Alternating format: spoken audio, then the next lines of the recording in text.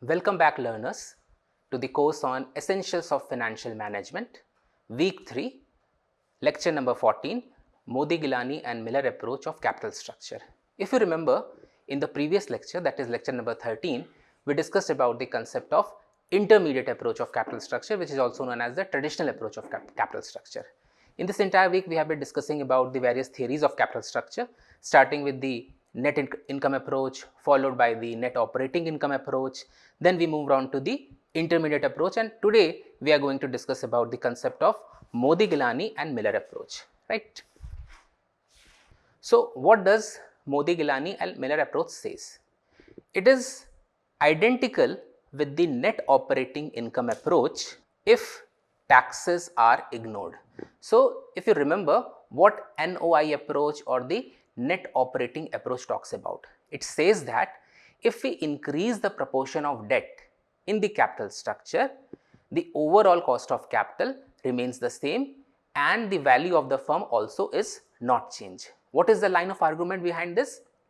It assumes that if we increase the proportion of debt, although financial leverage is there, with increase in proportion of debt, the risk perception of equity shareholders increases, and if the risk perception of equity shareholders increase, what happens? It also increases the cost of equity, right?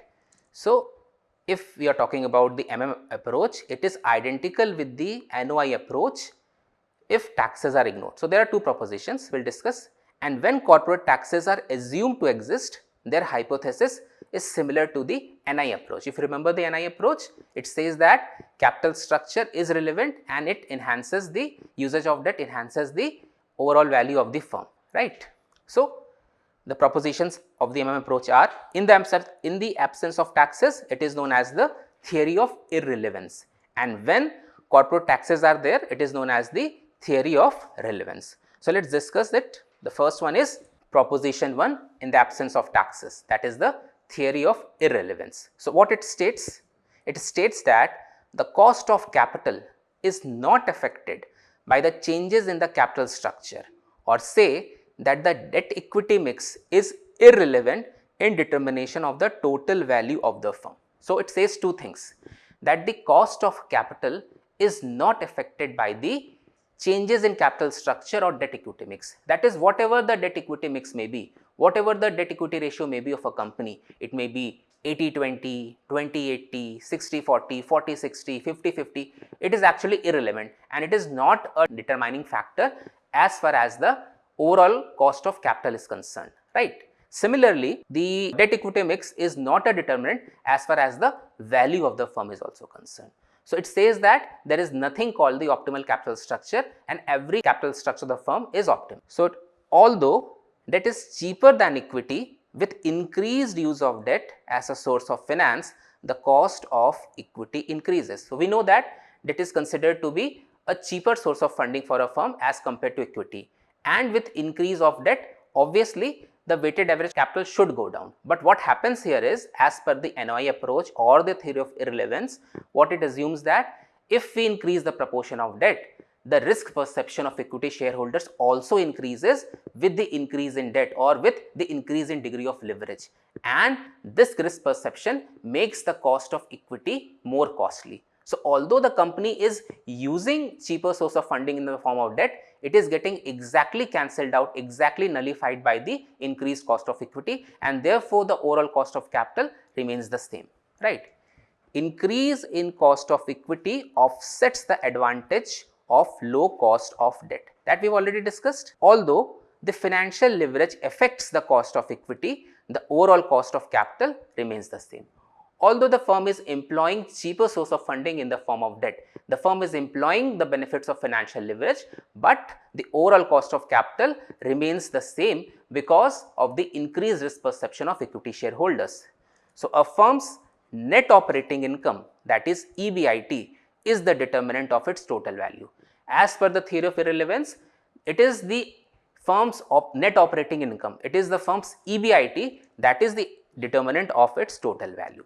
Similar to the previous approaches, there are several assumptions on which the approach is based. So, let us look at the assumptions, and ultimately these assumptions makes the theory restrictive and they also become the limitations of this theory. So, let us see what are the assumptions under which the theory works. The first assumption is there are no corporate taxes. So, here we are talking about the theory of irrelevance, right. So, it assumes that there are no corporate taxes similar to the all the three theories of capital structure that we have discussed. We have discussed NI theory, we have discussed the NY theory, we have discussed the traditional theory. All these theories assume that there are no corporate taxes.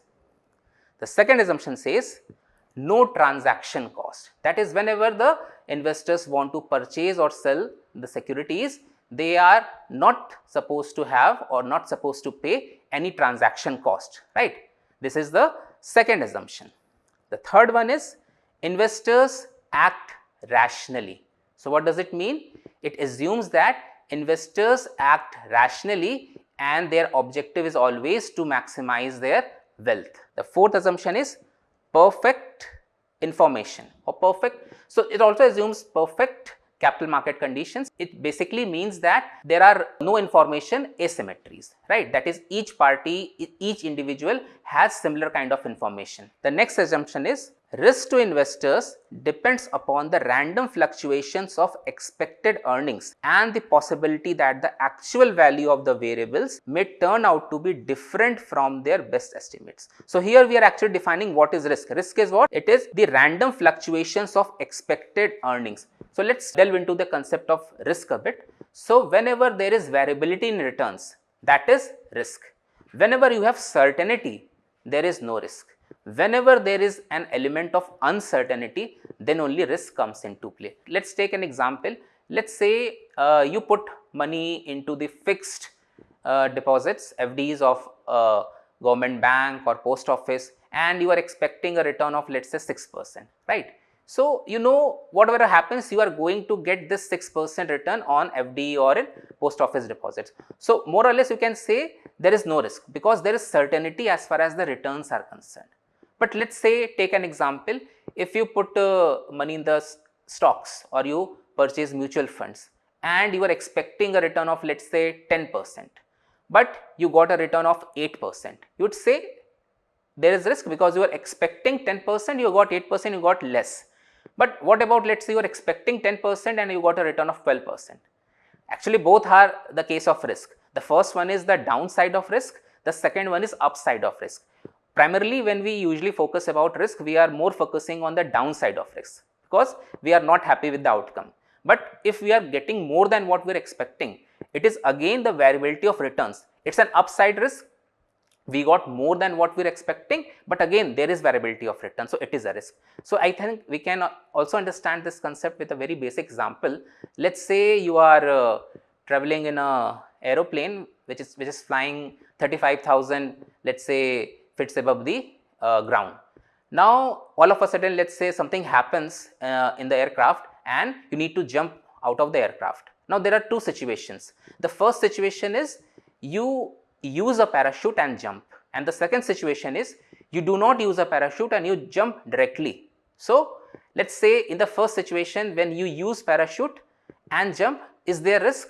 Obviously, there is risk because there is an element of uncertainty attached to it. The parachute might work, the parachute might not work. So, there is an element of uncertainty, so there is risk. In the second scenario, when you jump without a parachute, so in that case death is certain. So, there is certainty. So, we will say there is no risk. Whenever there is certainty, there is no risk. Whenever there is uncertainty, there is risk, right. The next is, the sixth assumption is all earnings are distributed to shareholders. This is the assumption that is firm is not retaining the profits with them, and whatever the profits they are making, they are sharing with the entire profits, they are sharing with the shareholders, right. Now, let us understand the theory of irrelevance with a graph. So, this is a graph for the value of the firm. Okay. So, what does x axis represents? It represents the debt equity ratio ranging from 0%, that is all equity case, to 100%, that is all debt. So, x axis represents the debt equity ratio, or you can say the leverage ratio, right. Y axis, it represents the firm value. So, y axis represents the value of the firm. What is the V line or the value line? The horizontal line indicates that the firm value V remains constant regardless of the debt equity ratio. This is the core principle of approach in the absence of taxes. It does not matter how much debt or equity the firm uses, its value stays the same. So, here you see the horizontal line, that is the V line, remains constant regardless of the proportion of debt and equity. So, this is the crux or the core of the approach when we are taking the first one, that is the absence of taxes cases. So, it does not matter how much debt or equity the firm uses, the value remains the same. We have already justified, or we have already seen why this is the case. Coming to the next graph for this theory, that is the cost of capital graph.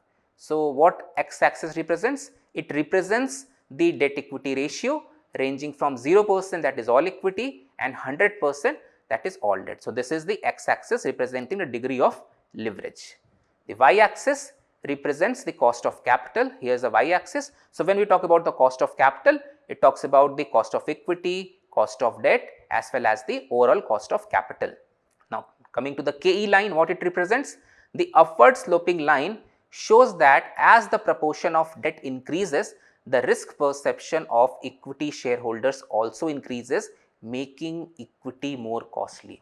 So, as the proportion of debt in the capital structure increases, as the degree of leverage increases, the risk perception of equity shareholders also increase.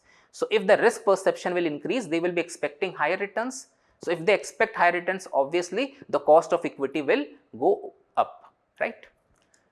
KD line, the horizontal line at the bottom represents the cost of debt. If you see this line, the KD line represents the cost of debt and remains constant. It remains constant because with the increase in the proportion of debt, the risk perception of debenture holders is not getting affected. So, KD is constant. The WACC line, the horizontal line in the middle represents the weighted average cost of capital, or you can call it as the overall cost of capital. In the approach without taxes, the WACC also remains constant. So, the benefits of cheaper debt is getting exactly nullified by the increased cost of equity. So, the overall cost of capital remains constant as per the approach in the irrelevance theory, right. Now, let us come to the second proposition of the theory, where you assume that taxes are there, that is the presence of taxes. So, according to the theory of relevance, the value of firm will increase or the cost of capital will decrease with the use of debt on account of deductibility of interest charges for tax purposes. Thus, optimum capital structure can be achieved by maximizing the debt mix in the equity of the firm. So, we already discussed in the previous slides that when corporate taxes are assumed to exist, this theory is similar to the net income approach, and as per the net income approach, it says that capital structure can affect the value of the firm. Capital structure can affect the overall cost of capital, because when you use a cheaper source of funding, the value of the firm increases and the overall cost of capital decreases. This is what the NI approach says. So, this is very similar to the NI approach, but obviously if you remember, in NI approach we assume that corporate taxes do not exist, but here we are assuming that corporate taxes exist, and because of the assumption that corporate taxes are there, the tax leverage or the interest tax shields also comes into play. So, as per this theory, it says that the cost of capital will decrease with the use of debt on account of the deductibility of interest charges for tax purpose. So, if you see the horizontal line here, right, talks about the value of an unlevered firm. Unlevered firm is which does not employ debt in its capital structure, which is not getting the benefits of financial leverage. And if you see this line, this is the line which represents the value of a levered firm. Levered firm means which is using debt in its capital structure, which is employing the benefits of financial leverage. So, the difference between the value of a levered and a value of a unlevered firm is basically what? It is the value of the interest tax shield, because you know that interest that the company pays on debentures is a tax deductible expense, and it is increasing the value of a firm which uses more of debt. So, this is what the theory of relevance talks about the optimal capital structure can be achieved by maximizing the debt mix in equity of the firm, because it will increase the value of the interest tax shield, right. Now, let us delve deeper into theory of relevance. So, according to the approach, the value of an unlevered firm, which is represented by VU, how you can calculate this? Earnings before interest and taxes divided by the overall cost of capital. If you remember all the previous theories, when we used to calculate the value of a firm, we just used to use the EBIT and we used to divide it by overall cost of capital. But in those cases, we did not had the tax. Assumption was that taxes are not there. But here we are assuming taxes. So, this tax portion will also comes into play. So, the value of an unlevered firm is EBIT, you divide it by overall cost of capital and you multiply it by 1 minus tax rate, whatever the tax rate is given, right. This is the value of unlevered firm. So, VU is what? EBIT by KO into 1 minus T. Similarly, value of a levered firm, which is represented by VL, how you can calculate this? It will be value of an unlevered firm, this is there, and you add, what you need to add is tax rate into quantum of debt used in the capital mix. So, the tax rate multiplied by the amount of debt. So, VL is equals to VU, that is the value of a unlevered firm, plus T into D. T is tax rate and D is the quantum of debt used in the capital mix. Now, every theory has certain limitations, we already discussed about the previous theories. So, this theory, although it is more comprehensive, it also has certain limitations. So, let us look into the limitations of this theory. The first one is absence of taxes. Here we are talking about the theory of irrelevance, where it is assumed that corporate taxes do not exist.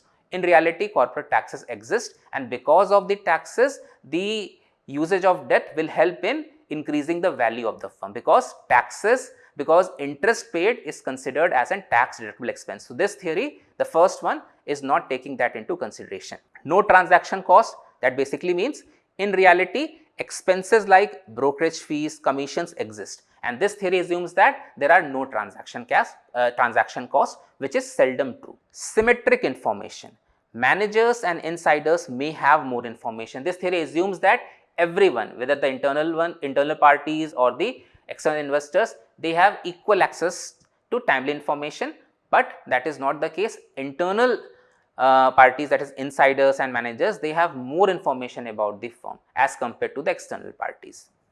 Rational investors, the theory also assumes that the investors are rational and take decisions to maximize their wealth, but sometimes investors also get driven by the emotions such as fear. These kind of emotions drive their investment decisions. One of the important features of this theory is the concept of arbitrage. So, what it is? In the opinion of Modigliani and Miller, two identical firms in all aspects except their capital structure cannot have different market values because of the arbitrage process. So, if there are two identical firms which are similar in all aspects, but their capital structure are different, so they cannot have different market values because of the arbitrage process. So, what it is? In case two identical firms except for their capital structure have different market values, arbitrage will take place and investors will engage in personal leverage as against the corporate leverage. So, we will discuss about this concept in detail in the next class. So, I am just making sure that what arbitrage is as per the theory, right. So, now let us do some questions on the theory to have a better understanding of this concept. So, the first question is, the following information is available regarding the Mid-Air Enterprises. Mid-Air currently has no debt, so it is an all equity company. Expected EBIT is 24 lakhs, that is given. There are no taxes, so you can relate this with the theory of irrelevance, right. If Mid-Air begins to use debt, it can borrow at a rate of 8%. So, KD is given as 8%. The risk of Mid-Air's assets and thus its EBIT is such that its shareholder require a rate of return, that is KE, of 12% if no debt is used. So, KE is also given, or equity capitalization rate is given as 12%. Using model without corporate taxes, that is the first part we are talking about, that is theory of irrelevance. assuming a debt of rupees 1 crore, you are required to calculate, what you need to calculate? Determine the firm's total market value and determine the firm's value of equity. So, there are two things. The first one is firm's total market value you have to calculate. The second is you have to find out the firm's value of equity. Okay. So, we can see firm's total market value, we have to find the value of V. So, what is the formula? V can be calculated as you divide EBIT by KE, right. So, actually the formula is EBIT by KO, but in this case you know the firm is an all equity firm. So, here there is no distinction between KE and KO. So, basically it is EBIT by KO, but KE and KO are same. So, you can use KE in place of KO, because when you talk about the overall cost of capital, it is actually a mix of cost of equity, cost of debt, right, but there is no debt. So, both are same here. So, EBIT is given, cost of equity is given as 12%. So, the value of the firm comes out to be, total market value comes out to be 2 crores, right. Now, you have to find out firm's market value of equity, you need to find the value of S. So, S can be calculated as V minus D. V is the total market value of the firm and D is the value of the debt it is using. So, V you have already calculated as 2 crores, D is given as, you see, the assuming debt of 1 crore. So, value of D is given as 1. So, S comes out to be 2 minus 1, that is 1 crore. Simple question, right. So, let us move to the next question. A company has earnings before interest and taxes of rupees 1 lakh. It expects a return on its investment at a rate of 12.5%. You are required to find out the total value of the firm according to the Modigliani and Miller theory. So, EBIT is given, how much it is? It is 1 lakh, and it says that it expects a return on its investment at a rate of 12.5%. So, directly they have not mentioned anything about the weighted average cost of capital. They have mentioned about the return being generated by the firm. So, here we can take the rate of return the firm is making similar to the required rate of return. So, in this case we can use this 12.5% as the overall cost of capital, because this is the required rate of return that the firm needs to pay to the suppliers of the funds, right. So, here KO can be taken as 12.5%, because directly we do not have any value for the overall cost of capital in this case. So, now we can calculate this. According to the theory, in the absence of taxes, total value of the firm remains constant. It does not change with the change in the capital structure. So, this theory of irrelevance, if you remember, is similar to the NOI approach, where it says that every capital structure is optimal and capital structure has no impact on the total market value of the firm. So, this theory aligns with that particular principle. So, firm's total market value can be calculated. We can calculate V as earnings before interest and taxes, and you divide that by overall cost of capital. So, here we are using 12.5% as the overall cost of capital. EBIT is also given. So, EBIT is 1 lakh, overall cost of capital is 12%. We can calculate the total market value of the firm as rupees 8 lakhs, right. Let us do one more question, the third one. There are two firms, firm X and firm Y, which are exactly identical except that X does not use any debt in its financing, while Y has 1 lakh 5% debentures in its financing. So, it is saying that there are two firms, firm X and firm Y, they are exactly identical to each other, but the only difference between them is in terms of capital structure, where the firm X is not employing any debt in its capital structure, whereas firm Y is employing debt in its capital structure. And how much debt? 1 lakh of debt, and the rate of interest is 5%. That is the only difference, right. They are exactly identical. Both the firms have earnings before interest and taxes, that is EBIT of rupees 25,000. So, for both the firms EBIT value is given and it is 25,000, and the equity capitalization rate is 10%. So, KE, that is cost of equity or equity capitalization rate, is also given and it is 10% for both the cases.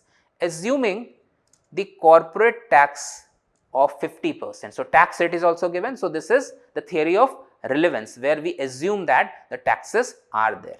So, corporate tax rate is 50%. Calculate the value of the firm using the Modigliani and Miller approach, that is the theory of relevance here we are talking about. Okay. So, we can solve this. The market value of firm X which does not use any debt. So, we are talking about the market value of firm X which does not use any debt. So, we need to find the value of an unlevered firm, that is VU. So, how we can calculate it? It can be calculated as EBIT divided by KO, and you multiply that by 1 minus T, where T is the tax rate, right. EBIT is earnings before interest and taxes, and KO is overall cost of capital. We have all these values given in the question. EBIT is given as 25,000, KO is given as 10%, and tax rate is 50%. So, here we are assuming that KO and KE are similar to the previous question, because let us say in the first case it is saying that it is an all equity firm and the firm is not employing debt. If the firm is not employing debt, so KE will be equal to the KO, that is cost of equity will be equals to the overall cost of capital, because we know that overall cost of capital is actually a mix of cost of equity, cost of debt. In absence of KD, KO and KE will be same. So, we can use this KE and put it in place of KO, right. So, the value of unlevered firm, that is VU, comes out to be 1,25,000, right. So, the next part is we have to find the market value of a firm Y which uses debt financing of rupees 1 lakh, that is we have to find the value of a levered firm, that is VL. So, how we can calculate this? It is a combination of VU, that is value of an unlevered firm, and we have to add tax rate into quantum of debt, because it is using this part actually represents the tax rate into quantum debt, talks about the tax leverage advantage that the levered firm is getting, right. So, VU we have already calculated as 1,25,000, tax rate is 50%, and the quantum of debt the company Y is using is 1 lakh. So, we add this 1,25,000 and 1 lakh into 50% is 50,000. So, you add both, you get the value of a levered firm as 1,75,000, whereas the value of an unlevered firm was 1,25,000. The difference between these two, that is 50,000, is because of the tax leverage advantage. This 50,000 is the tax leverage advantage. But if you see, it was mentioned that these are X and Y are the identical firms in all aspects except their capital structure, and as per the Modigliani and Miller, they cannot have different market values because of the arbitrage process. This we are going to discuss in the next class in detail, what is arbitrage and how it works as per the theory. So, these are the list of the books which you can go through to have a better understanding of the concepts that we discussed. Thank you so much.